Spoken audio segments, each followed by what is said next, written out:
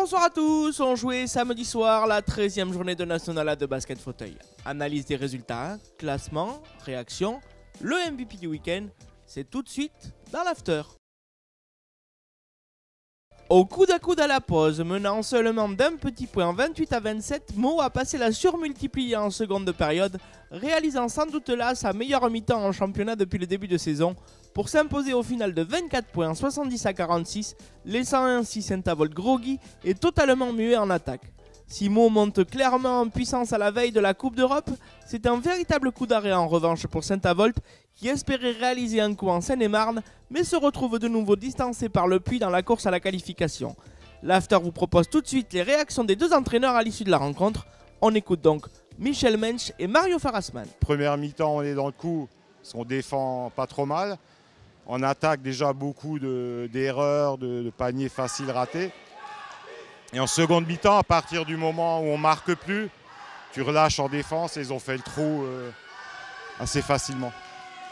En deuxième mi-temps, on ne tient pas pour une bonne raison. Le basket, ça se joue des deux côtés du terrain. Et il faut évidemment bien défendre.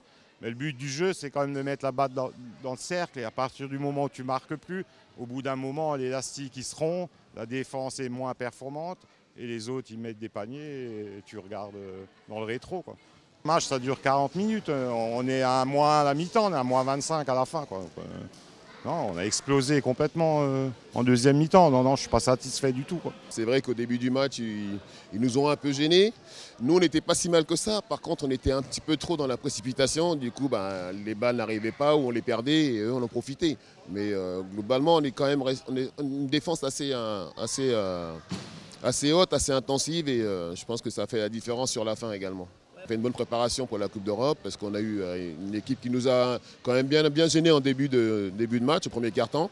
Et la différence s'est fait surtout en deuxième mi-temps où là on a augmenté le niveau et on a enfin appliqué certaines choses offensivement et ce qui fait que du coup les joueurs étaient bien placés et disponibles. Nous on travaille tout au long de l'année pour être prêts en Coupe d'Europe et en fin de saison pour les playoffs. Mais oui, c'est clair que la victoire au Canet nous a fait du bien, donc au niveau de la confiance et du mental. Et après, on a enchaîné avec Gennevilliers. Et là, c'est pareil. Tant qu'on a des matchs difficiles, je trouve que c'est bon pour préparer la suite des événements.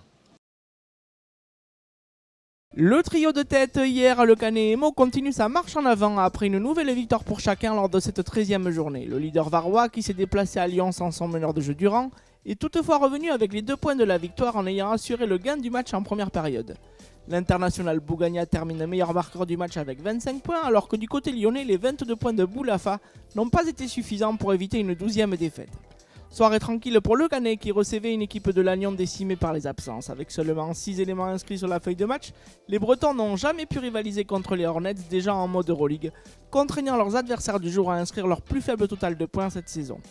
Le Puy s'accroche à la 4e place en renouant avec la victoire après sa défaite face au Canet la semaine dernière.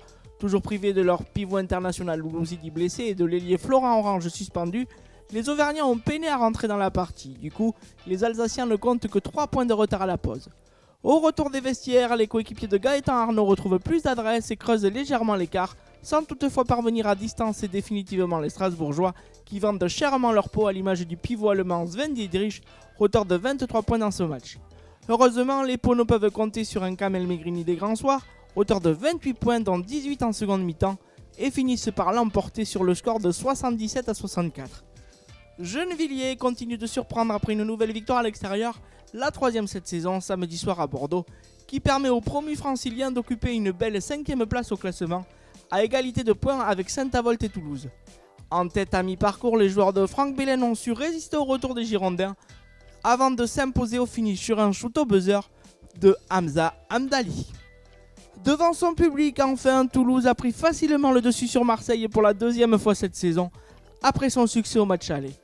Conduit habilement par le tandem Ayash-Falempe, le TIC s'est offert une 6e victoire contre des Phocéens privés de leur top scoreur américain Patterson et qui n'ont pu marquer que 24 points après la mi-temps. Au classement, la bonne opération est évidemment réalisée par Le Puy-en-Velay qui consolide sa 4e place derrière les intouchables hier le Canet et Meaux. Alors que le Final Four se dessine doucement, Gennevilliers se relance à Bordeaux et assure définitivement son maintien. Ces poursuivants ayant tous été battus, la situation n'a donc pas évolué ce week-end en bas de tableau. Il était tout simplement intenable samedi soir, auteur de 27 points à 50% de réussite, son record de la saison, 2 sur 3 à 3 points, 4 rebonds, 4 passes décisives et une interception pour terminer le match avec un joli 19 d'évaluation. Louis Hardouin a été le moteur de la victoire de Meaux face à Saint-Avold, notamment en hauteur d'une énorme deuxième mi-temps. C'est donc tout à fait logiquement qu'il reçoit le titre de MVP du week-end et fort à parier que ce ne sera pas le dernier. Il est temps de refermer le livre de ce 13e after. Le championnat fait relâche la semaine prochaine, place à la Coupe d'Europe pour Meaux et les Hornets du Canet. Le Pika Basket Show reviendra donc le 9 février à la veille de la 14e journée de championnat. A très vite donc, bonsoir à tous.